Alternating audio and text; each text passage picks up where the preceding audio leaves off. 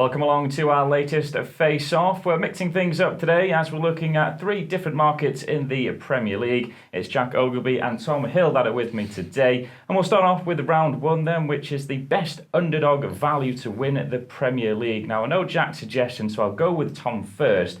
You've looked at Tottenham Hotspur, 66-1.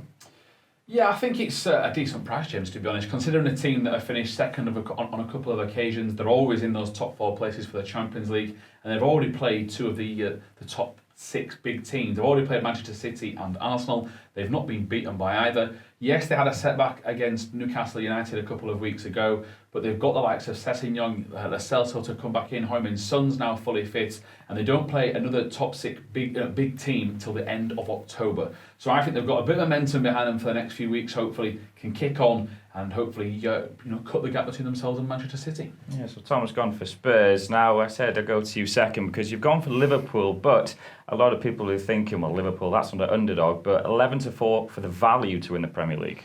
11-4, what a price for a team who finished just 1 point behind Manchester City. City are way out in the betting market. The 2-5, I mean, it's not even a price, is it, that? There's no point, there's no value at 2-5. Liverpool, though, started fantastically. A perfect 12 points from 12 available. They were brilliant last season, European champions. Surely it's their year.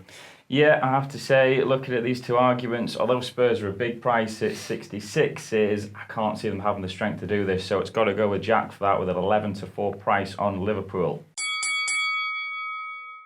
Let's move on to round two then, which is the race for the Golden Boot, the top goal scorer in the Premier League. We'll start with you again, Tom. Who are you thinking for this?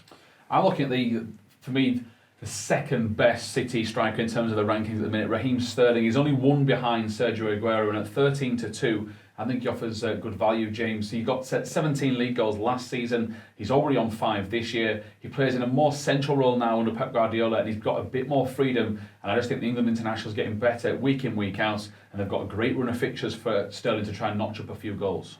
Raheem Sterling then for Tom. Who are you going for, Jack? Pierre-Emerick Aubameyang of Arsenal, 9-1. I think it's a fantastic price. Scored 3 times already this season. Yes, he's down in the current rankings, but he shared the Golden Boot last time around. 22 goals he got last time. I think Arsenal are a better team going forward this season. They've got more cohesion, and I think he's the man to watch.